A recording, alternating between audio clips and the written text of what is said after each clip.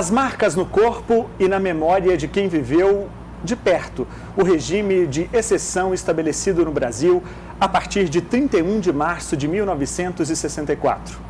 As lembranças das torturas, da censura, do autoritarismo. A participação de duas figuras emblemáticas nesta história. O Política Cruzada revisitou os arquivos da TV Paranaíba e entrevistou importantes personalidades que contaram suas recordações.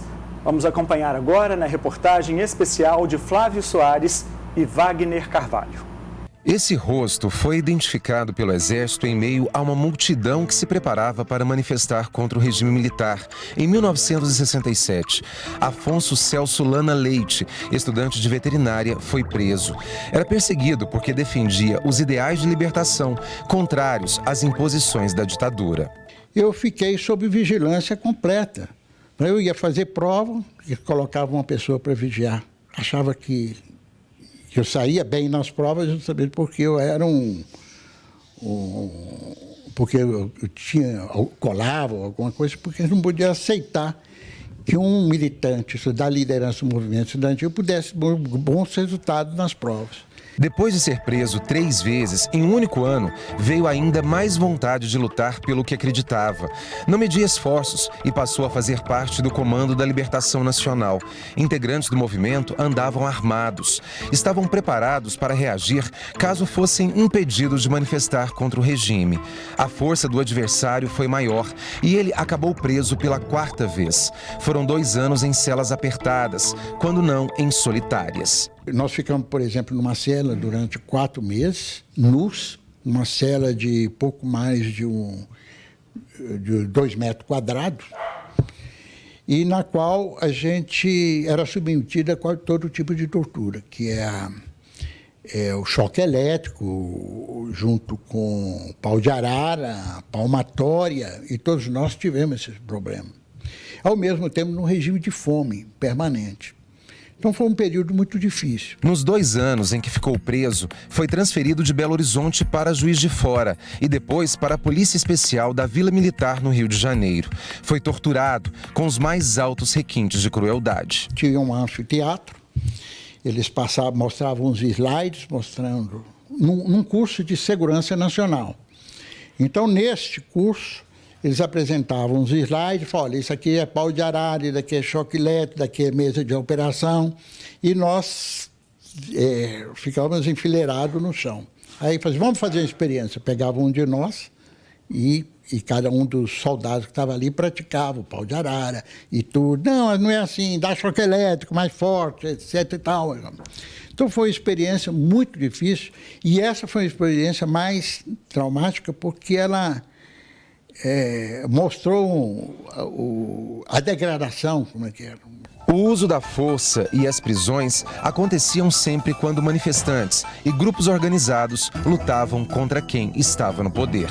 O regime militar no Brasil começou no dia 31 de março de 1964, há 55 anos, depois do golpe de Estado dado pelas Forças Armadas. O então presidente João Goulart defendia reformas política, econômica e agrária. E isso contrariava os militares e também parte da sociedade civil. Foi o começo da ditadura. Mais de meio século depois, o assunto ainda está vivo nas salas de aula.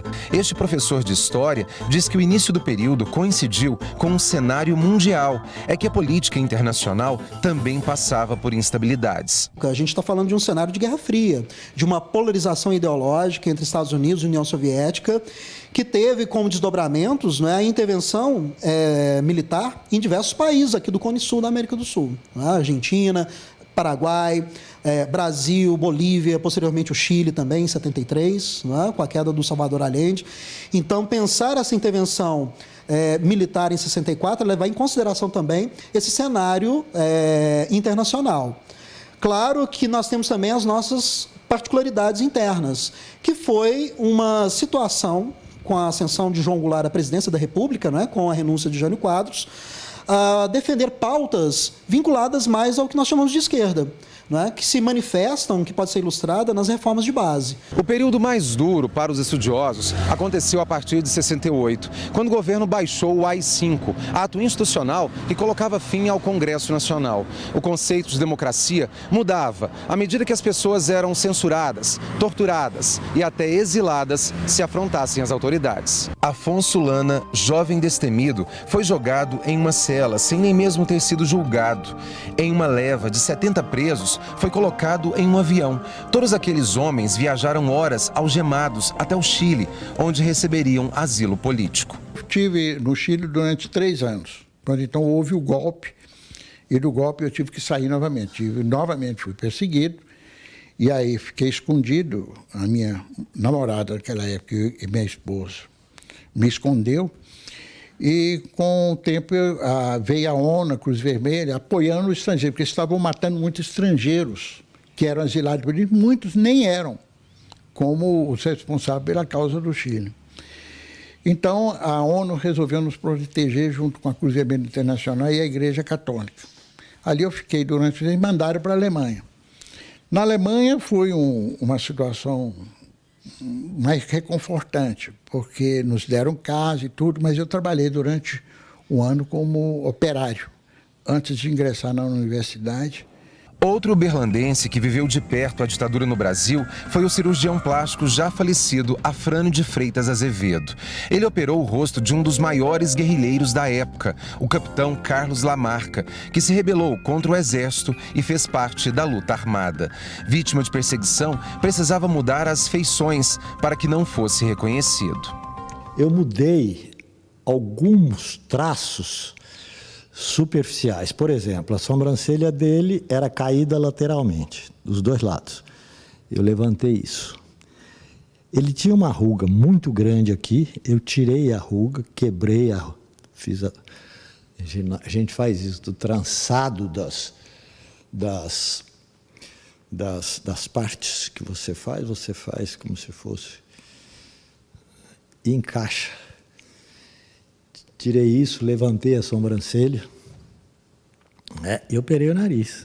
Botei o nariz reto, discreto, que não o descaracterizava. Quer dizer, eu não mudei a personalidade facial dele.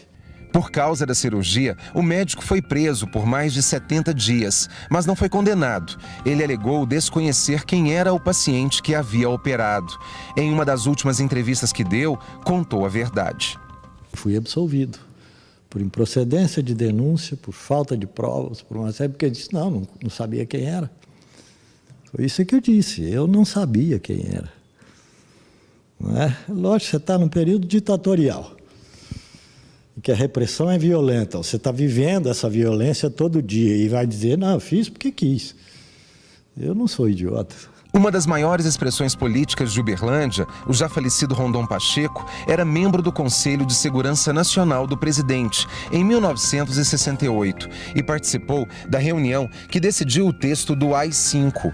Em 2008, durante uma entrevista, ele disse que tentou amenizar os efeitos do ato, retirando alguns pontos mais radicais da proposta inicial e impondo um tempo limite para a validade do documento, mas foi voto vencido. Eu tive a atitude de querer moderar o ato número 5 e apresentei uma emenda limitando o prazo, estabelecendo um prazo para que os direitos suspensos voltassem à ordem normal. Eu apresentei uma emenda estabelecendo um prazo de 1 ano e essa emenda foi rejeitada. E figurou o ato número 5.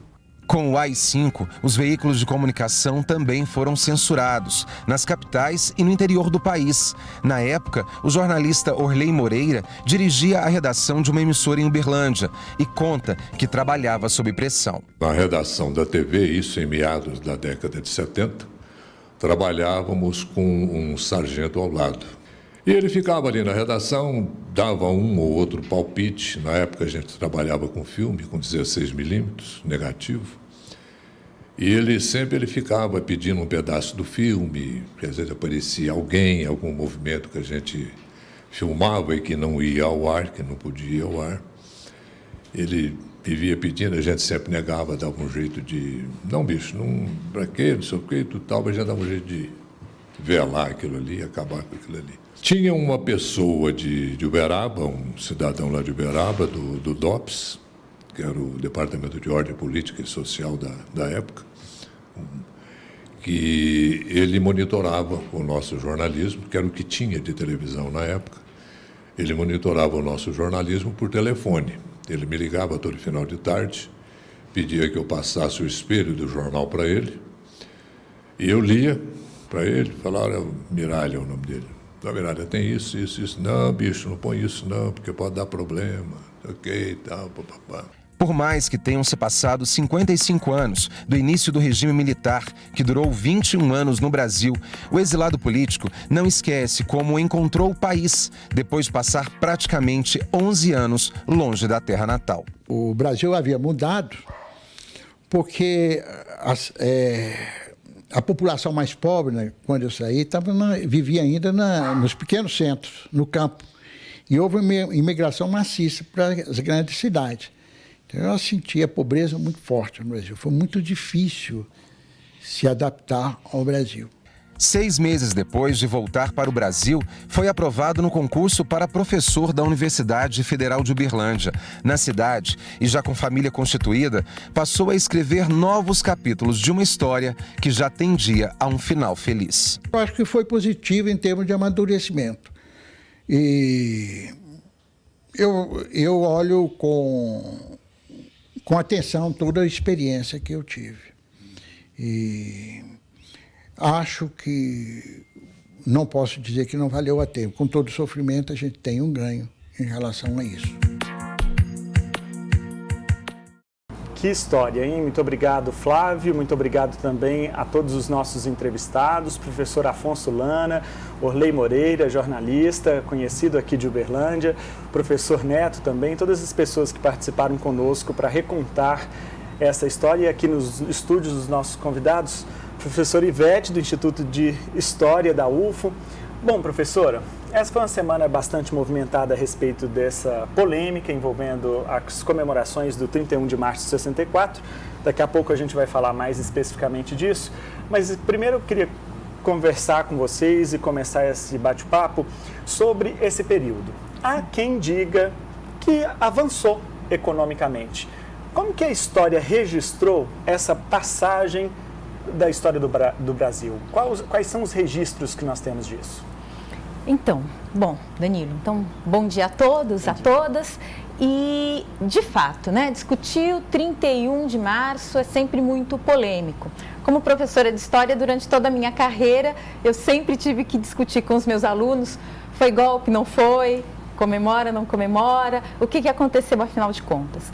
E não tem como a gente pensar nesse período sem pensarmos em toda a documentação e toda a discussão que envolve, na verdade, todo o mundo ocidental nos anos 60, que é a discussão da Guerra Fria.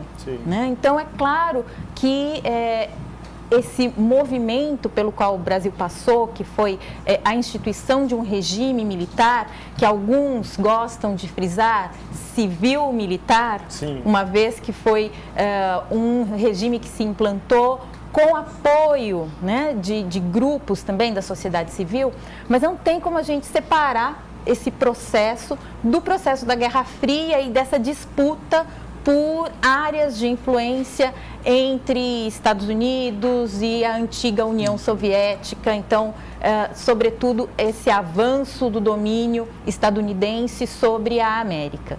Então, várias foram as ditaduras militares que se implantaram aqui na América e o Brasil foi uma delas. Agora, professora, e Bruno, a professora fala aqui da influência internacional, naquela época, mas também dentro do país a gente vivia numa completa instabilidade, não instabilidade, mas pelo menos os discursos do então presidente João Goulart é o que colocaram uma sociedade, setores, vamos dizer assim, setores da sociedade civil, da grande imprensa, contra o governo dele, inflamaram o governo dele. Qual é a participação da sociedade civil nisso? Na verdade, todo o processo socioeconômico que estava naquele momento era propício a isso, né? Era um momento propício a isso naquela situação. E a população pedia mudanças naquele momento, e a mudança que veio não era bem o que eles queriam, né? Veio uma repressão naquele momento, naquela situação. Tanto que houve um período ali antes do dito golpe, né? Do processo de revolução, em que foi um meio acordo político. Você não vira o presidente, vira o parlamentarismo. Isso. Aquele período ali que você fala, olha, é um período que vamos tentar mudanças, e não conseguiram. E a população, da mesma forma que houve esse novo processo político agora, de uma tentativa de mudança, naquela época foi a mesma coisa. Então, eles queriam uma mudança, não conseguiam, e aí acabou fortalecendo um lado em que, olha, se não vai por bem, nós vamos tentar fazer mudança de alguma forma. E foi assim que a população apoiou, entre aspas, sem querer, esse processo político da Revolução. A sociedade, o sistema político brasileiro, aprendeu alguma coisa com a experiência da ditadura? Eu gostaria muito, Danilo, de te dizer que sim, mas esses últimos anos vêm nos colocando diante de um cenário que demonstra que talvez não, ou que talvez tenhamos esquecido, né? Uma vez que valores tão importantes como a vida humana, os direitos humanos, a liberdade de expressão, a garantia dos direitos civis, esses valores tão importantes que nos foram tirados durante o regime militar, uma vez que esses valores hoje são questionados como se eles não tivessem valor, né? Então, eu acho que nós esquecemos muita coisa e isso é muito perigoso, porque como o Bruno aponta, de fato, os anos 60 representaram um momento em que a sociedade desejava mudança. E quais mudanças, né? Nós somos um país pobre, nós somos um país de muita desigualdade. Então, quais são as mudanças que nós precisávamos e ainda precisamos? Superarmos essas desigualdades, né? E era esse o clamor, né? Ou seja, resolver questões do campo, resolver questões do desemprego, né? Que são problemas que existem até hoje e que nós precisamos enfrentar sem autoritarismo. Nós precisamos enfrentar esses problemas, o problema do racismo, né? O problema da extrema desigualdade nos processos de urbanização, da violência urbana. São problemas que nós temos que enfrentar ouvindo a todos. E, naquele momento, a solução para grande parte desses problemas, sobretudo os problemas econômicos, de desemprego, o problema com a produção, o problema com a moeda, a solução foi uma solução de autoritarismo, de violência, de repressão, né? E esse não é o caminho. E sempre lembrando também que a gente é um país jovem ainda, nós somos jovens. A gente tem um tempo, ainda mais naquela época, que o povo ainda a gente é um país em amadurecimento. E aí, de repente, o pessoal pede uma situação que é complicada daquele momento. Dentro ainda desse assunto, eu queria colocar o nosso telespectador aqui. Na página do Política Cruzada no Facebook, os telespectadores também comentam. Eu quero ler um desses comentários, está aqui conosco, José Lucas. Ele escreve, professora: época em que o Brasil foi realmente desbravado. Ferrovias, estradas, hidrelétricas, telefonia e por aí vai. Nunca tive problemas com o regime militar. Só tiveram problemas os socialistas e comunistas caviar. Muito obrigado, José Lucas, pela sua participação aqui no programa. Bom, professora, há quem vê ainda, apesar de todas essas histórias, nós vimos agora há pouco uma reportagem de um cidadão de Uberlândia, professor aposentado da Universidade Federal de Uberlândia, que passou as maiores atrocidades possíveis, ficou 10 anos exilado. Mas há quem vê avanços econômicos e sociais nesse período. A gente também não pode desprezar as coisas boas, vamos dizer assim, se é que eu posso dizer assim, que ocorreram. Qual que é a avaliação da senhora? Bom, então vamos pensar, né? Vamos colocar esses avanços numa balança. Foi interessante porque o internauta falou em telefonia, né? E eu me lembro, né? Porque eu também já tenho aí uma uma idade que me permite, mas eu me lembro muito bem que durante os anos 70, início dos anos 80, telefone no Brasil era muito difícil, era muito caro ter um telefone em casa. Né? As pessoas usavam um orelhão, né? Não existia celular ainda, então as pessoas usavam um orelhão, era muito caro, né? Só realmente quem tinha uma condição mais elevada tinha telefone, e você tinha que entrar numa fila para conseguir uma linha, era tudo muito precário. Então, é importante lembrarmos que por conta de reserva de mercado, praticamente a impossibilidade de importação, era muito caro importar qualquer tipo de produto, principalmente importar tecnologia. Aqui no Brasil, telefonia, automóvel, era tudo muito precário. Né? Então, cuidado quando nós dizemos assim, esses avanços. Vamos pensar direito como é que era. Se vocês lembram bem, quando houve a abertura, né, já nos anos 90, até o presidente Collor tinha uma expressão, ele dizia que os nossos carros eram carroças, né? Porque mesmo com as montadoras estrangeiras aqui, o equipamento e a tecnologia era muito ultrapassada. Então, é claro que em 21 anos... Alguma coisa vai avançar. Exatamente, o país mudou, estradas foram abertas, sem dúvida. Mas dizer até aí que esse era todo o nosso potencial, não é verdade. Apesar de sermos um país jovem, somos um país subaproveitado. Né? Então, o desenvolvimento do nosso potencial não foi realizado e, sem dúvida, muitas das opções econômicas do regime militar, elas são responsáveis por esse não desenvolvimento do nosso potencial.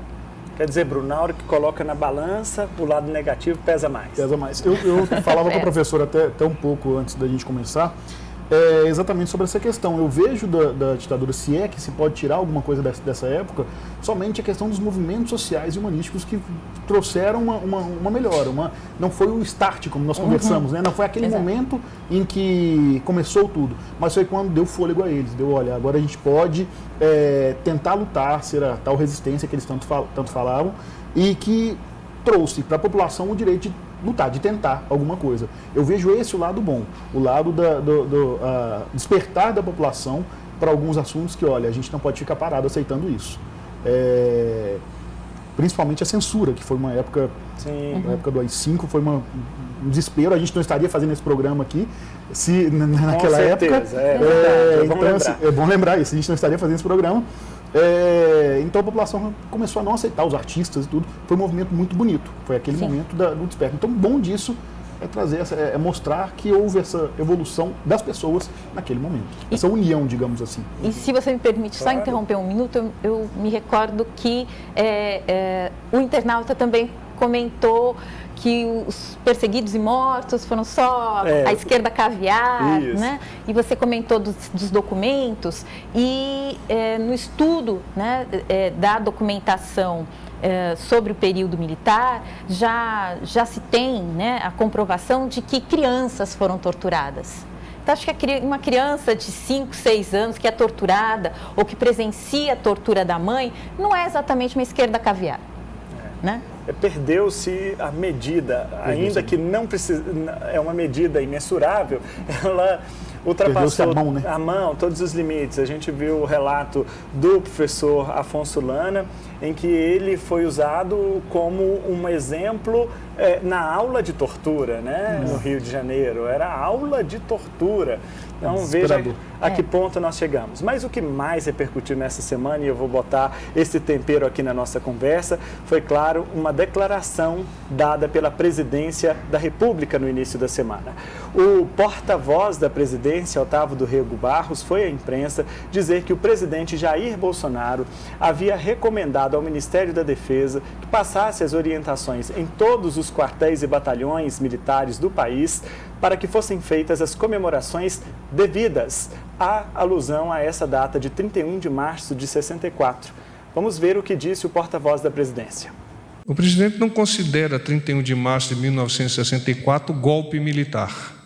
Ele considera que a sociedade reunida e percebendo o perigo que o país estava vivenciando naquele momento, juntou-se civis e militares e nós conseguimos recuperar e recolocar o nosso país num rumo que, salvo melhor juízo, se isso não tivesse ocorrido, hoje nós estaríamos tendo algum tipo de governo aqui que não seria bom para ninguém. E o nosso presidente já determinou ao Ministério da Defesa que faça as comemorações devidas com relação a 31 de março de 1964, incluindo uma ordem do dia patrocinada pelo Ministério da Defesa, que já foi aprovada pelo nosso presidente. Bom, e depois dessa declaração da Presidência da República, alguns setores da sociedade também reagiram. O Ministério Público Federal foi um deles. Aqui em Uberlândia, a Procuradoria da República emitiu uma recomendação ao 36º Batalhão de Infantaria Motorizado para que os comandantes não autorizassem qualquer tipo de comemoração no 31 de março de 64. E disse mais, na recomendação estabeleceu que os comandantes deveriam monitorar e identificar possíveis militares que fossem desrespeitar essa recomendação e fazer a comemoração à data. Nós conversamos com o procurador Leonardo Macedo, que foi um dos procuradores que assinaram essa recomendação. Vamos ver o que ele disse. Bem, essa indicação de que sejam feitas as devidas comemorações da Revolução de 1964 pelas Forças Armadas, dada no âmbito do governo federal, só pode ser compreendida no sentido de se relembrar, de se recordar esse evento histórico. Jamais no sentido de se celebrar, no sentido de se festejar esse evento histórico. Na medida em que não é possível admitir homenagens ou algum tipo de elevação dos nomes de pessoas que praticaram violações massivas a direitos humanos. Historicamente se sabe e está demonstrado por várias atuações do próprio Ministério Público Federal que o período iniciado em 1964 foi marcado por violações massivas de direitos humanos, como desaparecimentos forçados, mortes, torturas de milhares de pessoas. Está aí, então, o posicionamento do Ministério Público Federal. Em todo o país, a história também repercutiu. Em Brasília, a Associação dos Defensores Públicos Federais também emitiram uma nota de repúdio sobre a recomendação da Presidência da República. Nós falamos com o presidente da associação. Nós entendemos que hoje não tem nada a se comemorar. Pelo contrário, nós sabemos, temos conhecimento do que foi a ditadura militar no país e em respeito às pessoas que tiveram sua vida tolhida, aos parentes dessas pessoas, a quem foi torturado ou a quem teve qualquer tipo de direito tolhido pelo Estado naquela época, nós entendemos que, no mínimo, a gente precisa refletir a respeito do que vivenciamos durante a ditadura militar. Principalmente como uma associação e uma instituição que tem como atribuição a promoção dos direitos humanos, a garantia do regime democrático de direito. Então é isso, fica a reflexão. Muito obrigado. Muito obrigado. Está aí, então, uma repercussão dessa história. Pegou todo mundo de surpresa, professora, sobretudo porque ninguém mais esperava que isso fosse acontecer. Engraçado, Bruno, que eu cheguei a telefonar para um integrante do comando do Exército aqui em Uberlândia, depois dessa recomendação, e perguntei a ele, e aí, como que vai ser isso? Já está decidido? E ele ficou extremamente constrangido com o meu telefonema. Não, aqui não tem nada disso, a gente não quer falar desse assunto, já tem muito tempo que acabou. Quer dizer, o próprio Exército estava colocando panos quentes na orientação, foi despertada do presidente da República. Como é que a senhora avaliou isso? Pois é, Danilo. A história, ela é viva, né? E nós temos que aprender muito com a comunidade judaica, porque eles passaram por um drama histórico e eles não permitem que esse drama histórico seja esquecido ou alterado. E eles fazem questão de que esse drama histórico seja respeitado, justamente porque a história ela é sempre reescrita. E nós temos que tomar esse cuidado. O Brasil passou por um regime muito violento. Oficialmente, são aproximadamente 400 pessoas mortas. A Comissão da Verdade calcula em aproximadamente 2.000 pessoas assassinadas. Isso sem falarmos dos que foram torturados, traumatizados, enfim, famílias que foram destruídas, desaparecidos. um regime muito violento. E nós não podemos deixar que essa memória seja desviada, deturpada, diminuída. Então, a reação do Ministério Público foi muito coerente, porque é importante que nós, como sociedade, consigamos dar o devido valor e o devido respeito ao que aconteceu. Foi um episódio muito violento da nossa história. E lembrar que foi um episódio violento não significa transformar as Forças Armadas num inimigo, porque as Forças Armadas hoje, elas precisam ser vistas como parceiras da população, mas nem por isso nós devemos esquecer o passado. Devemos entender que hoje conseguimos construir uma sociedade democrática, onde nós podemos estar aqui hoje, né, em pleno domingo, conversando com as pessoas sobre essa questão. E temos o Ministério Público ao nosso lado, as próprias Forças Armadas receberam com um certo cuidado, né, essa recomendação. Então, temos uma sociedade democrática e com diálogo. Isso tem muito valor. Mas nem por isso nós devamos diminuir ou esquecer o grau de violência que sofremos no passado. Que seja lembrado, discutido, jamais esquecido, mas nunca repetido. Sim, esse é o objetivo. Essa é a grande situação, não pode se repetir. Exatamente. Mas também não podemos, como a professora bem disse, menosprezar a nossa história. A gente precisa lembrar ela, precisa discutir ela e precisa entender todos os meandros que estão ali para a gente ter muito cuidado para que isso não aconteça novamente. O Bruno, acredito que tenha sido mais uma das infelicidades do governo, sobretudo porque no fervor da reforma da Previdência, que é uma discussão extremamente relevante que se dá no país, essa recomendação do presidente da República pegou todo mundo de surpresa, inclusive deixou a base aliada no Congresso Nacional mais uma vez arredia com o governo, porque isso só vai afastando os aliados. Veja que o resultado negativo dessa recomendação foi nos próprios quartéis. Os comandantes não querem falar desse assunto. Esse assunto já era um assunto superado, uma ferida que não precisava ser reaberta, não havia razão para isso. Então, o governo acabou patinando aí, entrando numa polêmica, numa polêmica de graça, sem necessidade. Você tem a mesma avaliação? Exatamente. Na quinta-feira passada houve a carta também do Exército, em que eles determinavam que fizesse as devidas comemorações, mas com cuidado. Realmente, como você bem disse, é mais um deslize do governo. A reforma da Previdência, que precisa ser discutida, precisa ser aprofundada e discutida, ela está ficando em segundo plano o tempo todo.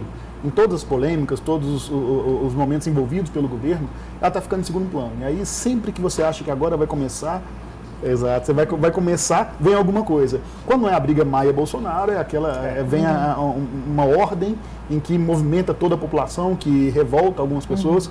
Então, é preciso ter o foco. E a gente ainda não percebeu qual é o foco ali desse governo agora.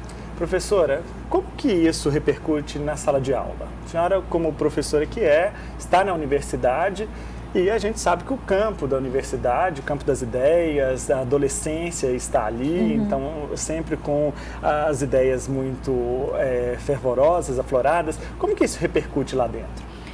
Pois é, eu lhe disse, né, que sempre, todo 31 de março, na verdade, esse tema ressurge, né? Por conta da questão, é revolução, é golpe, e foi muito interessante que até na carta, né, da quinta-feira, utilizava-se o termo o 31 de março, né? Eles não diziam nem a revolução, nem o golpe, o 31 de março, então eles também não entraram nessa polêmica. Mas é claro que os jovens, eles veem, né, com muita vitalidade, muita surpresa, muita indignação, essa falta de respeito, né? e essa falta de capacidade de diálogo ao se falar desse período, né? Desse episódio da nossa história tão recente. E é interessante que nós temos dentro da universidade jovens que acreditam que foi necessário, né, que tivéssemos regime militar, alguns que defendem que foi importante para a sociedade até aprender o valor da democracia, né? Alguns têm esse mito de que é importante a sociedade passar por episódios traumáticos para poder se fortalecer, mas eu penso que todas essas ideias colocadas no palco e em debate, elas são importantes porque sem o diálogo a verdade não surge. Né? Os mitos é que imperam, as falácias. Então, na universidade a gente encontra vozes plurais, né? Isso é muito importante. E é claro que com a documentação, porque a história se faz, é uma ciência, então se faz com documento, com comprovação. Então, é com o conteúdo, é com os documentos e é com o debate, que a gente não pode ter medo do diálogo, não pode ter medo do diálogo. Vai ter discordância, vai ter opinião diferente, mas é assim que a sociedade cresce, né? Não é com censura. Então, é importante que tenha divergência de opinião e liberdade para que se possam apresentar os argumentos e discutir. É essa pluralidade que faz o país evoluir e crescer, né? Sim. Não uma repressão. É a pluralidade, as opiniões e a diversidade que faz com que o país cresça. Professor, eu queria saber o seguinte, qual o Brasil, que eu quero fazer uma comparação, a gente está falando de 55 anos atrás, qual o Brasil que nós tínhamos há 55 anos e o Brasil de agora, diante de toda essa conjuntura, porque é bom lembrar que a gente passou, recente, um período crítico. Nós tivemos uma presidente impeachmentada, nós tivemos um mandato tampão, nós tivemos várias denúncias, dois presidentes da República presos, nós tivemos uma eleição extremamente conturbada, que foi a do ano passado. Quais são esses dois Brasis, se assim a gente pode dizer? O Brasil, que estava ali às portas, né, do início do regime militar, era um Brasil rural, com dois tímidos centros metropolitanos, uma joveníssima capital, né, que era Brasília, mas um Brasil de índices de migração interna muito grandes, né, de evasão mesmo da população do Nordeste para o Sudeste. Era um Brasil sem perspectiva de reforma agrária, era um Brasil de grande exclusão social, né, sobretudo das comunidades negras e indígenas. E o Brasil de hoje é um Brasil que, em pouco tempo de democracia, conseguiu construir caminhos para superar vários desses problemas. Caminhos para superar a questão agrária, caminhos para superar a questão do racismo, caminhos para superar a baixa escolarização. Então, em poucas décadas agora de democracia, nós conseguimos superar muitos dos problemas que transformavam o Brasil num país de grande atraso nos anos 60. Eu penso que se nós mantivermos essa democracia viva, em poucas décadas nós vamos avançar ainda mais. Bruno? Não, exatamente, perfeitamente colocado pela professora.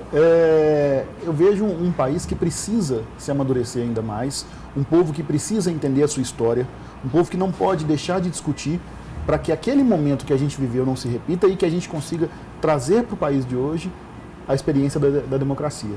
Porque a gente viveu uma democracia, um período ainda pequeno, de evoluções, e a gente precisa amadurecer, discutir, elaborar um novo processo para que a gente consiga evoluir ainda mais. Bom, pessoal, o nosso tempo infelizmente acabou, o papo estava muito bom, mas é curto. Professor, eu quero muito agradecer a sua presença aqui, mandar um abraço em seu nome a todos os professores lá do Instituto de História da UFO, sempre contribuindo aqui com o nosso jornalismo. Bom dia, uma boa semana. Eu aqui agradeço, bom dia a todos, muito obrigada. Bruno, muito obrigado, viu? Vamos aproveitar e falar um pouquinho do Cidade Alerta. O Bruno é editor-chefe do Cidade Alerta, programa aqui da TV Paranaíba, que vai ao ar de segunda a sexta. Segunda a sexta, às 18 horas, todos os dias, com a Luciana Leite. A gente conta com a audiência suas e participação suas também no nosso Facebook, nas nossas redes sociais, para a gente discutir a pluralidade, a gente conversar sobre tudo e a gente trazer as melhores notícias de segunda a sexta, às 18 horas. Obrigado, viu? Bom dia para vocês. Um prazer, um ótimo dia, uma ótima semana. E para você, telespectador da TV Paranaíba, nosso muito obrigado pela companhia. No domingo que vem a gente está de volta aqui no Política Cruzada. Para você um bom dia, boa semana e até semana que vem.